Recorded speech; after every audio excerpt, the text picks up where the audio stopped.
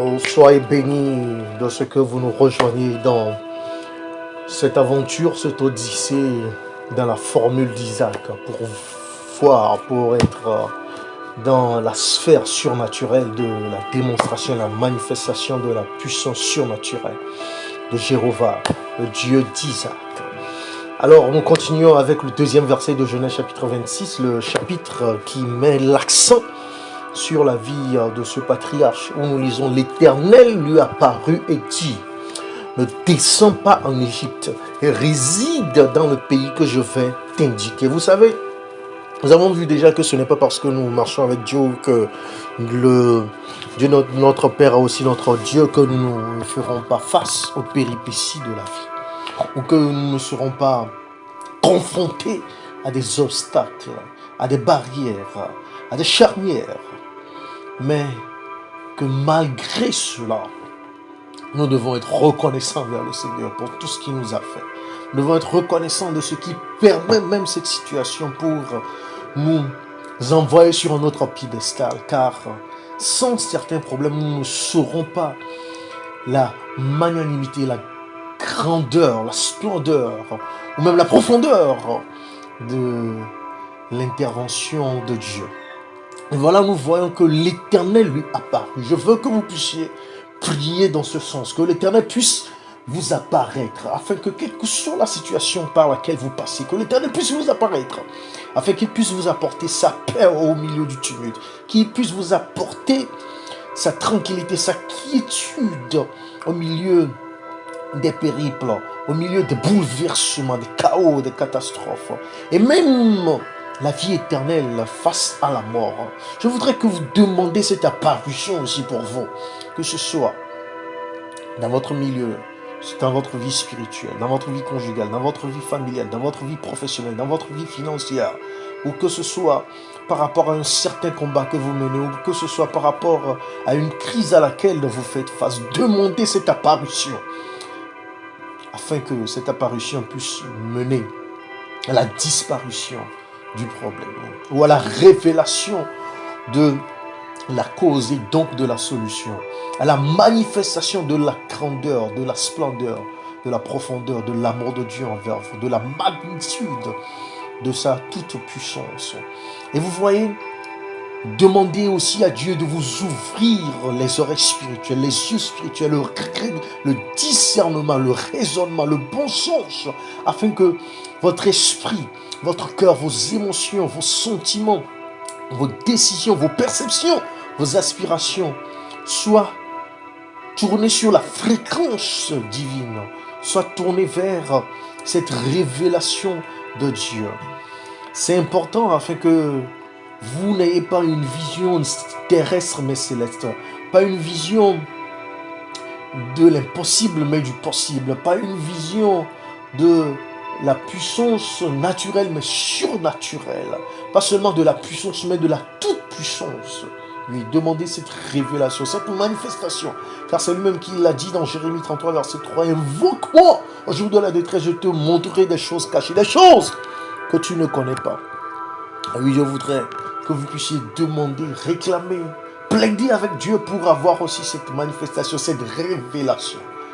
Oui, car c'est ce qui peut vous permettre d'éviter les pièges de l'ennemi.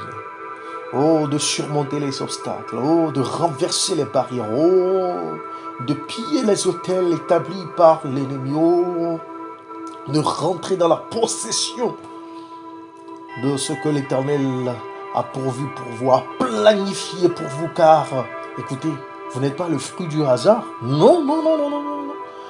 L'Éternel a dit à Jérémie dans le chapitre 1 de son livre qu'avant même que tu ne sois conçu, c'est-à-dire même si tes parents se sont rencontrés par hasard, toi tu n'es pas le fruit du hasard.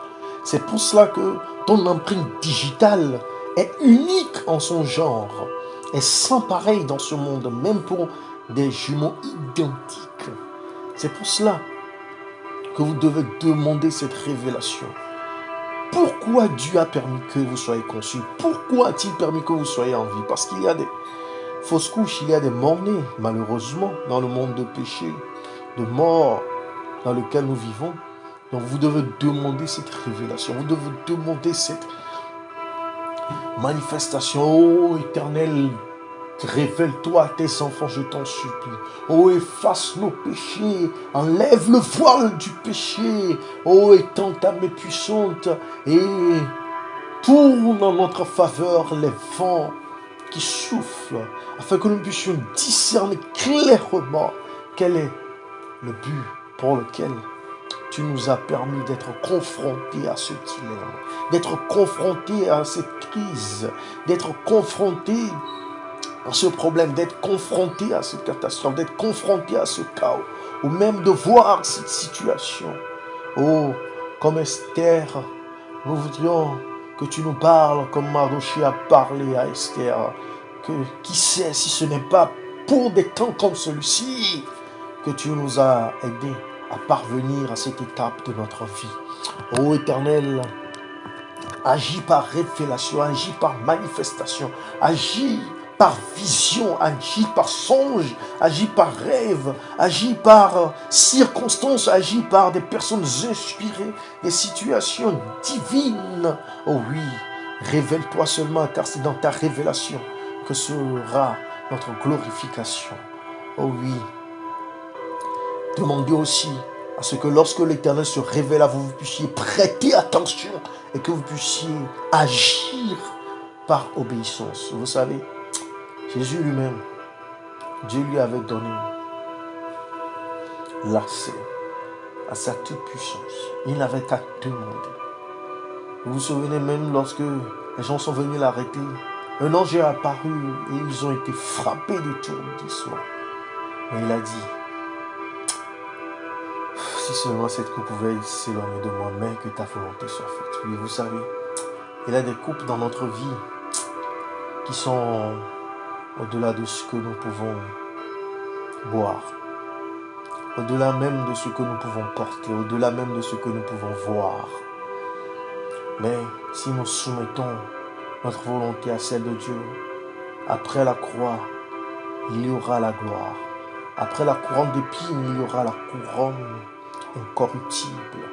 Oui, après Golgotha, il y aura le sépulcre vide.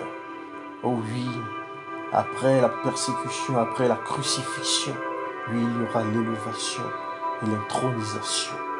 Et c'est pour cela que Pierre rappellera ces Juifs rassemblés à Jérusalem dans Actes chapitre 2.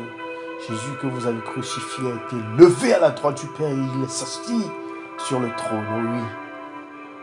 Toi, auditeur, toi, auditrice, toi qui me suis actuellement, toi qui es branché sur les ondes de ministère, prions ensemble. Je ne sais pas par quelle persécution tu passes.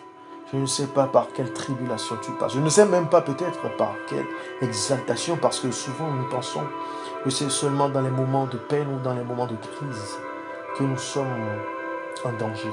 C'est souvent lorsque la coupe est pleine qu'il faut faire attention en courant, parce que même la goutte qui tombe peut être une perte.